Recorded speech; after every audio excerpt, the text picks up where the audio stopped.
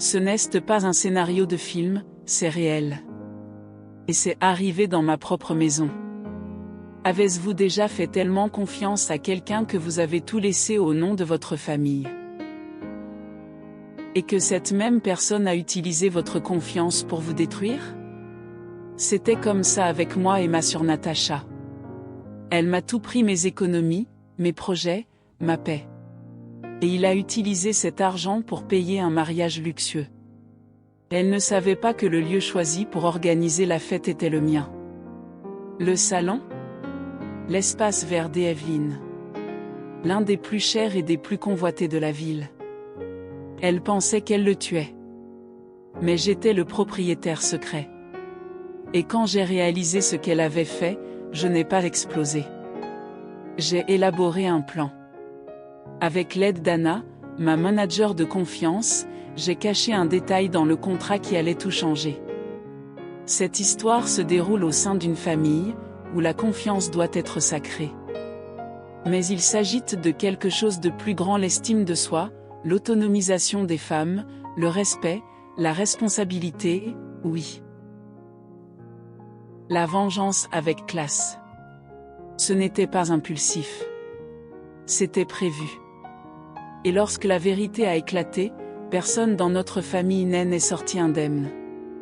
Si vous vous êtes déjà senti trahi par quelqu'un qui était censé vous protéger, restez avec moi jusqu'à la fin. Parce que cette histoire va vous montrer comment il est possible de se relever et de rendre le coup avec dignité. Tout a commencé par un doux appel téléphonique apparemment innocent. Natacha, ma sœur, est venue me voir pour me dire qu'elle avait besoin d'aide pour résoudre un problème imprévu concernant son mariage. Il restait peu de temps et, selon elle, il ne s'agissait que d'un ajustement ponctuel. Je restais silencieux, écoutant. Quand quelqu'un que vous aimez demande de l'aide, vous n'y réfléchissez pas à deux fois, n'est-ce pas? Mais ce que je ne savais pas, c'est que cette demande cachait un plan, et que ce plan cachait un vol. Un vol qui a utilisé comme masque le nom le plus dangereux de notre culture famille. Elle avait accès à mes affaires. Cela a toujours été le cas. Il connaissait mes anciens mots de passe, où je conservais mes documents, comment j'organisais ma vie financière. Et c'est là qu'elle est entrée. Déguisée en sûre, déguisée en amour. Il a retiré 100 000 reais de mon compte d'épargne sans même lui serrer la main. Ensuite, il a envoyé des audios animés au groupe familial pour annoncer la nouvelle du mariage. La robe, le buffet, l'espace luxueux. Tout ressemblait à un conte de fées. Et d'une certaine manière, c'était le cas seulement avec une fée marraine qu'elle volait dans son sommeil. Le plus ironique? Elle n'avait aucune idée de l'endroit où elle mettait les pieds. Le lieu choisi pour le mariage, l'espace vert d'Evelyn, c'était le mien. Un espace événementiel que j'ai construit en silence, brique par brique, pendant qu'il brillait sur les réseaux sociaux et recevait les félicitations de tous. J'étais le propriétaire secret dont personne ne connaissait l'existence. Et sa fête? Je serais payé avec mon argent. Dans mon salon. Et avec ma patience sur le point de s'épuiser. Cela faisait plus mal que n'importe quel coup de poing. C'était comme être un fantôme dans sa propre histoire. Ce n'était pas seulement l'argent. C'est ce que représentait l'argent. C'était ma sécurité, mon effort, mon avenir soigneusement gardé. Je ne suis peut-être pas la fille préférée, ni la plus célèbre. Mais c'est elle qui a tout construit sur la base de la sueur et de la responsabilité. Et pourtant, ma sœur estimait qu'elle avait le droit d'utiliser mes économies comme si c'était les siennes et se sentait toujours en droit de recevoir des applaudissements pour cela. Elle a volé et s'attend toujours à être célébrée. Ce fut un double coup dans la poche et dans le cœur. Certains disent ce n'est que de l'argent, mais quiconque a déjà perdu quelque chose de précieux le sait, il y a des pertes qui sont comme des larmes dans l'âme. Ce n'était pas une question de chiffres. C'était une question de confiance. À propos de l'espace que nous abandonnons en nous-mêmes pour ceux que nous aimons. Et le pire? Elle aurait réussi à tout cacher si je n'avais pas eu l'instinct de vérifier mon relevé bancaire un après-midi. Quand j'ai vu que le solde était nul, mon cœur s'est figé. Et avant que la panique ne prenne le dessus, une certitude silencieuse est venue: je n'allais pas pleurer. Je réagirais. À ce moment-là, j'ai pensé à toutes les fois où j'ai été laissée de côté. Comment, depuis qu'il était petit, Natacha était la bien-aimée, la priorité, la référence. Pendant ce temps, j'étais celui qui s'y connaissait, celui qui entendait tu comprends, n'est-ce pas, et parce que j'ai tellement compris, j'ai fini par devenir invisible, mais ça a été le déclencheur. Natacha avait dépassé les limites, et peut-être que l'univers attendait juste que je réalise qu'il était grand temps d'arrêter d'être spectateur et d'assumer le rôle de protagoniste dans ma propre vie. Et c'est là que commence le tournant. 1. Virage froid, calculé et silencieux. Je n'allais rien révéler. Encore. Mais j'allais utiliser l'outil que je maîtrise le mieux depuis toutes ces années de combat, la stratégie. L'argent avait été volé. Mais la fête n'avait pas encore eu lieu. Dans le contrat, il y avait une clause oubliée dont Natacha ignorait l'existence. La fête de rêve pourrait encore tourner au cauchemar, mais pas pour se venger. Pour la justice. Et pour tout ce que j'avais dû avaler en silence jusque-là. Alors que tout le monde pensait que je menais une vie paisible, sans grande ambition.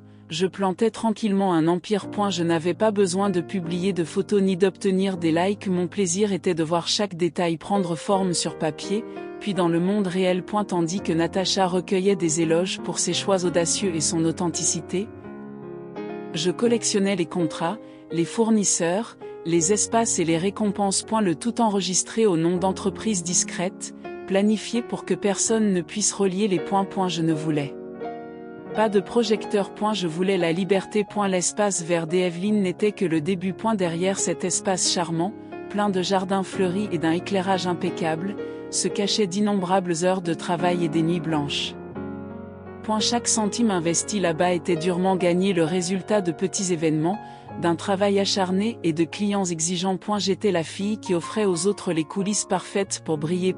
Et ironiquement, c'est cet engin invisible qui m'a donné du pouvoir. Une puissance silencieuse mais solide. Parce que quand on n'a rien à prouver à personne, on finit par construire des choses avec des racines plus profondes. Le succès, pour moi, n'a jamais consisté à être vu. Il s'agissait d'avoir le contrôle. Alors que la plupart des gens couraient après les likes, j'apprenais les clauses contractuelles, les flux de trésorerie, les licences et la négociation avec les fournisseurs.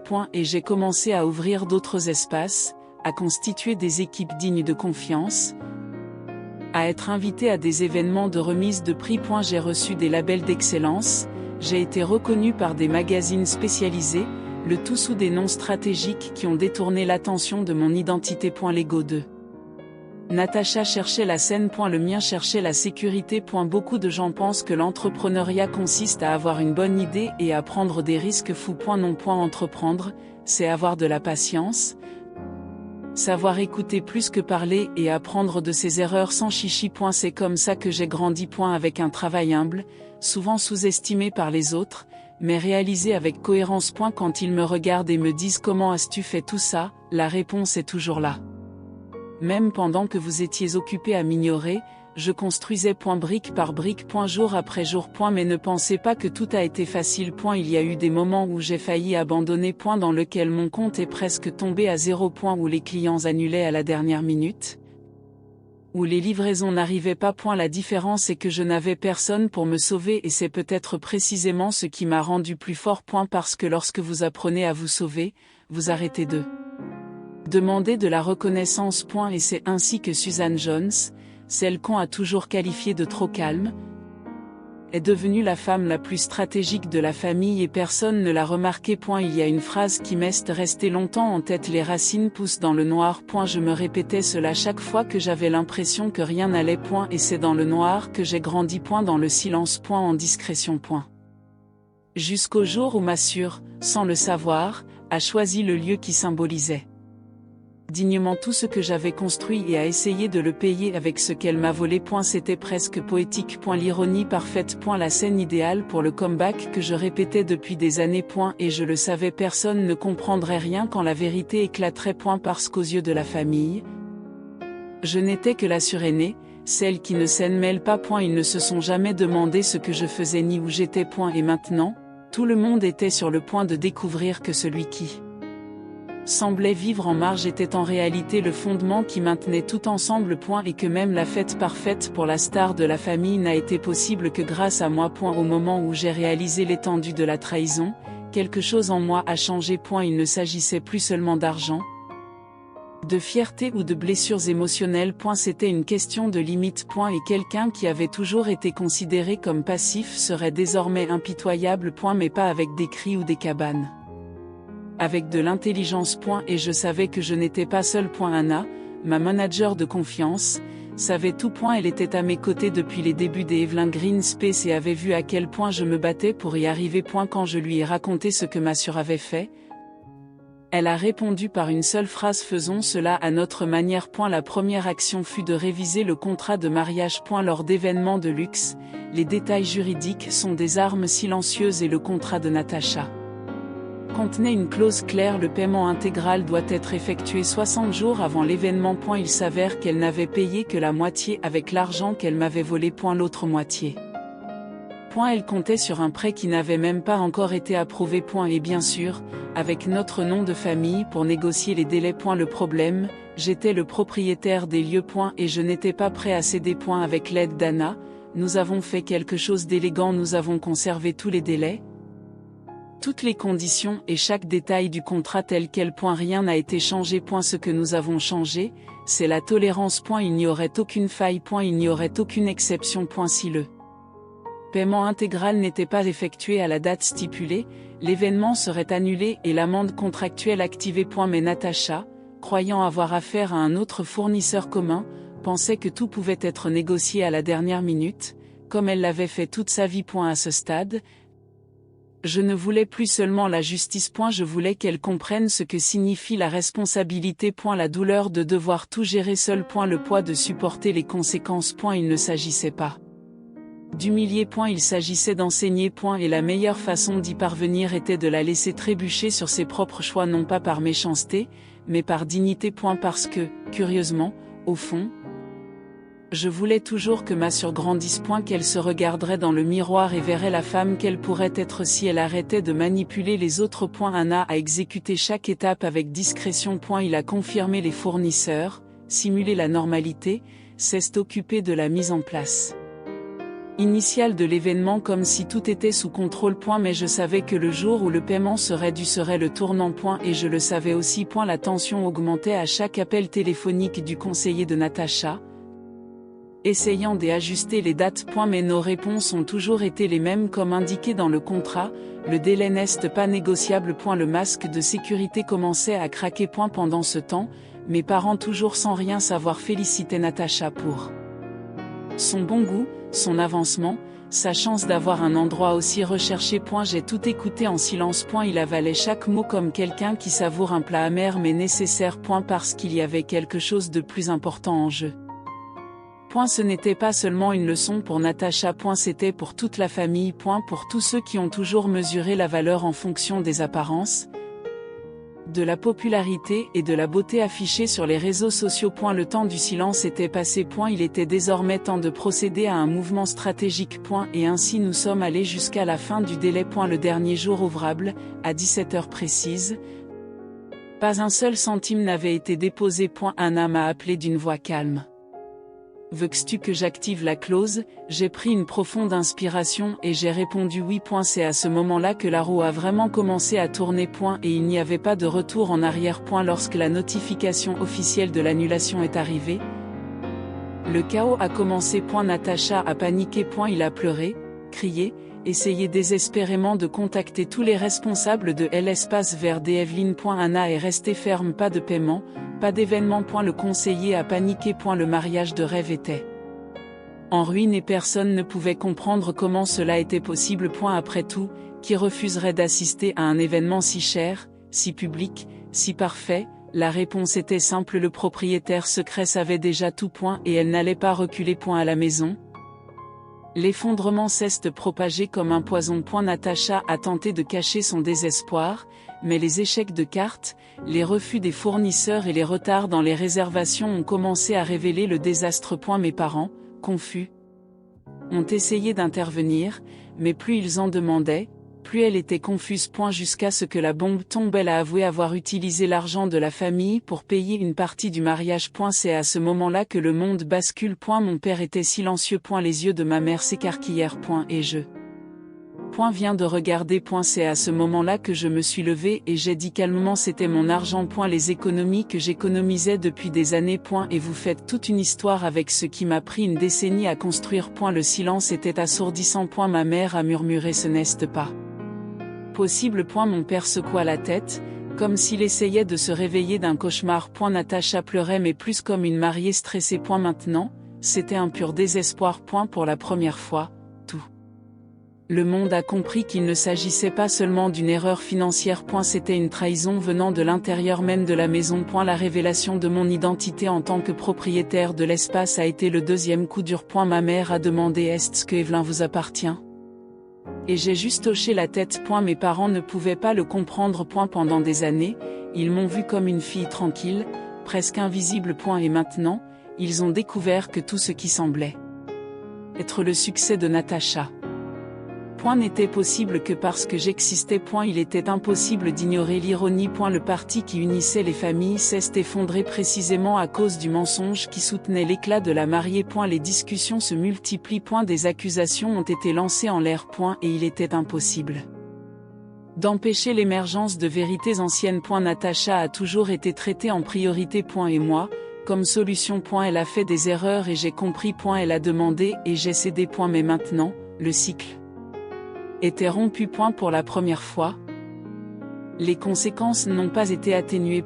Et cela a changé la dynamique de toute la famille. Mon père n'a parlé à personne pendant des jours. Ma mère a commencé à se promener dans la maison comme si elle était en deuil silencieux. Et Natacha a disparu. Ce qui m'a le plus blessé, ce n'est pas la perte d'argent. C'était la douleur de réaliser que mon absence émotionnelle avait été confortable pour tout le monde depuis longtemps. Parce que pendant que je me taisais, la famille fonctionnait. Mais il me suffisait de prendre position et tout s'effondrait. Le fondement était faux et ce qui est tombé n'était pas seulement un mariage. C'était toute une structure basée sur les déséquilibres. Et parfois, la seule façon de reconstruire une famille est de la laisser d'abord s'effondrer. Mais même au milieu du chaos, je ne me sentais pas en colère. J'ai ressenti un soulagement. Parce que la vérité est enfin sortie de l'ombre. Et même s'il n'y a toujours pas eu de réconciliation, quelque chose de plus important est apparu: clarté.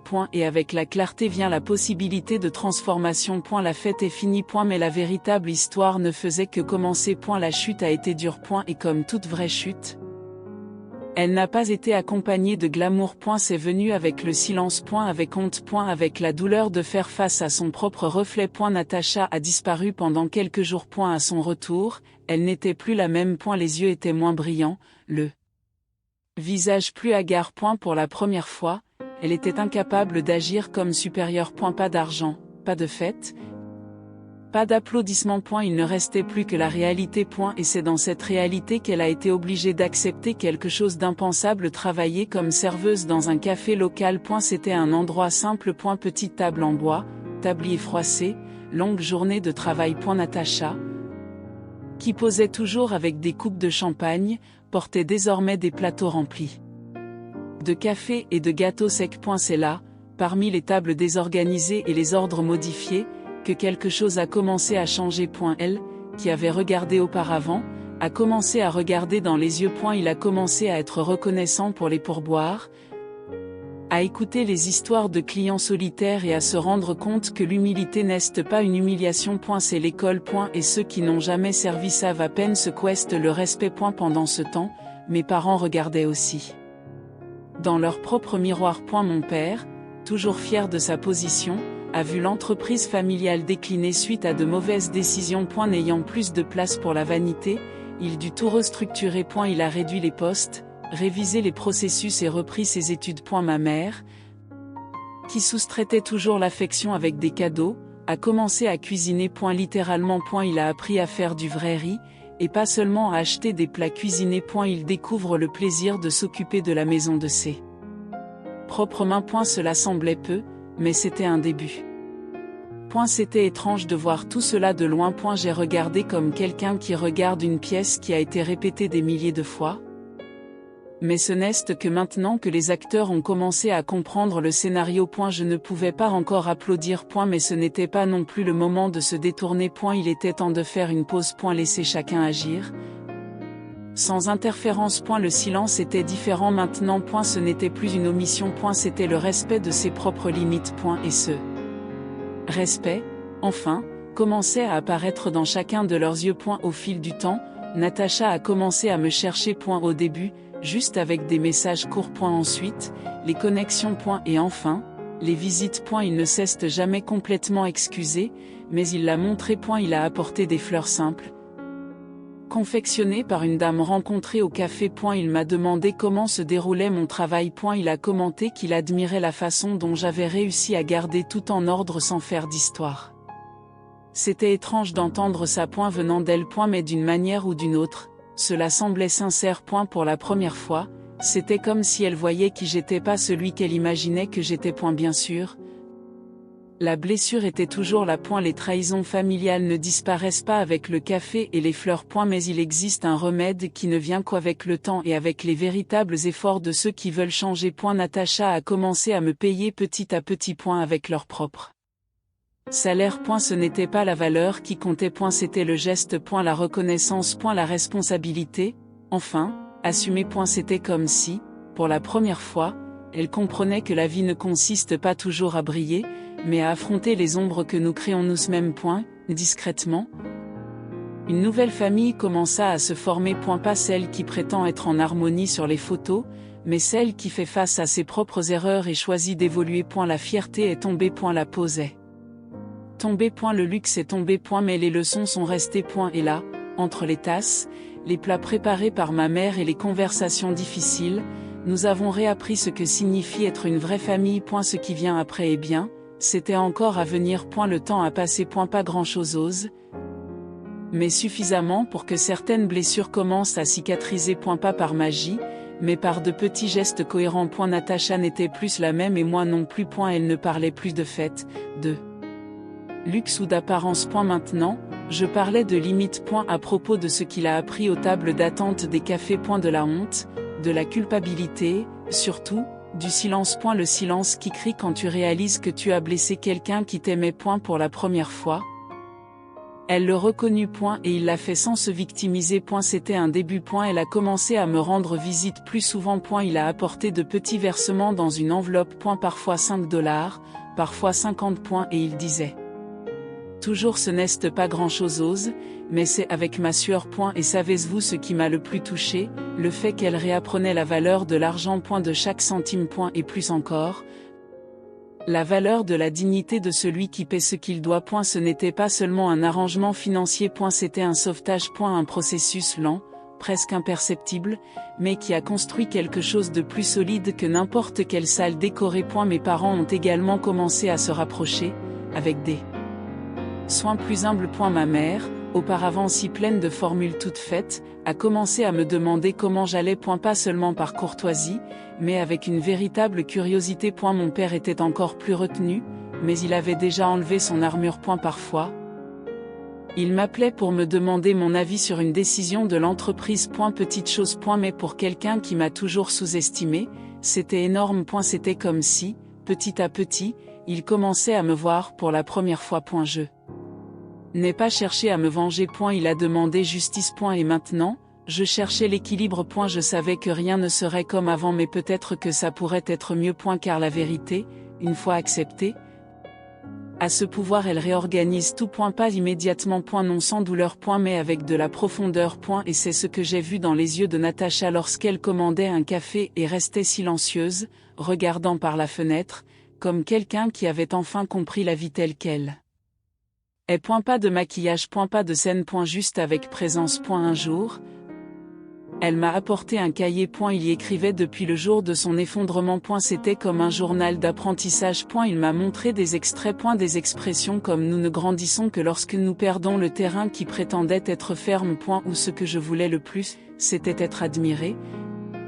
Mais maintenant je veux juste être quelqu'un de décent. Cela m'a démantelé. Pas à cause du drame, mais parce que j'ai réalisé que la douleur que je ressentais, elle la ressentait aussi. Et que, peut-être, ce mariage n'avait pas été détruit pour rien. Il fallait peut-être que cela n'arrive jamais, pour que quelque chose de plus vrai naisse. Entre rencontres, silence et petits rires, quelque chose de nouveau a commencé à se former entre nous. Nous ne redevions pas les sûrs que nous étions et nous ne devrions pas non plus le devenir. Nous étions désormais des femmes différentes, marquées par les choix que nous faisions et par les conséquences auxquelles nous n'hésitions pas à faire face. Et dans ce nouveau lien, il y avait plus de vérité que jamais. Bien entendu, la confiance était encore en train de se rétablir. Mais le respect, ça, finalement, était revenu.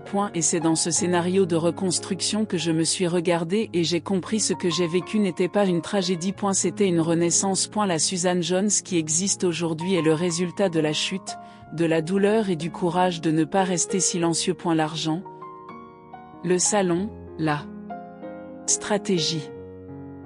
Tout cela n'était qu'un outil. Ce qui comptait vraiment, c'était ce qui se passait à l'intérieur. Parce que parfois, il faut perdre pour se retrouver. Et quand nous nous rencontrons réellement. Même les relations les plus brisées peuvent, petit à petit, retrouver le chemin du retour. Combien de fois avez-vous avalé la douleur pour maintenir la paix à la maison? Et combien de fois avez-vous fait semblant de ne pas voir, de ne pas ressentir, de ne pas savoir juste pour ne pas être la personne difficile? L'histoire de Suzanne Jones n'est peut-être pas aussi éloignée de la vôtre qu'il y paraît. Car ce qui est en jeu ici n'est pas seulement un vol d'argent. C'est le vol silencieux de l'estime de soi, de la confiance, de la reconnaissance. Et quand quelqu'un ose inverser la tendance, non pas par une vaine vengeance, mais par la stratégie, la force et la dignité, quelque chose de puissant se produit. Vivez-vous dans la peur de vous imposer?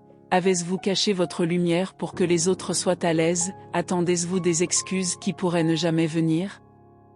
Il est peut-être temps de changer la donne. Pour prendre le contrôle de votre propre histoire. Comprendre que l'autonomisation ne consiste pas à crier, mais à savoir quand agir en silence, avec intelligence, avec clarté et avec détermination. Cette histoire vous a-t-elle touché? À quoi vous a-t-elle réveillé? Avez-vous déjà été Suzanne? Ou avez-vous déjà été Natacha? Avez-vous déjà été ignoré ou était-ce-vous celui qui vous a ignoré? Le plus important n'est pas où vous étiez. C'est ce que vous allez faire à partir de maintenant. Car tant qu'il y a du temps, il y a une chance de reconstruction. Et parfois, le début de la guérison réside dans un choix simple: ne plus accepter le rôle de soutien dans votre propre vie. Si cette histoire vous a ému, partagez dans les commentaires. Racontez-moi ce que vous avez vécu. Dis-moi ce que tu ferais à la place de Suzanne. Ou Natacha. Faisons de la place aux histoires vraies, aux conversations sincères. Et si vous souhaitez continuer à recevoir du contenu comme celui-ci, abonnez-vous à la chaîne, activez la cloche et accompagnez-moi dans ce voyage de transformation. Parce que ce que nous vivons peut ressembler à de la fiction. Mais il y a beaucoup de vérité déguisée en scénario. Si vous êtes arrivé jusqu'ici, c'est parce que quelque chose dans cette histoire vous a parlé. Et peut-être qu'au fond, vous êtes aussi prêt à réécrire votre histoire. Alors n'oubliez pas de commenter ce qui a le plus retenu votre attention dans l'histoire de Suzanne et Natacha, de vous abonner à la chaîne, d'activer les notifications et de partager cette vidéo avec quelqu'un qui a besoin de l'entendre aujourd'hui. Ici, chaque histoire a un but. Et peut-être que le prochain sera le vôtre. Beaucoup de lumière et d'amour dans votre vie, et à bientôt dans la prochaine vidéo.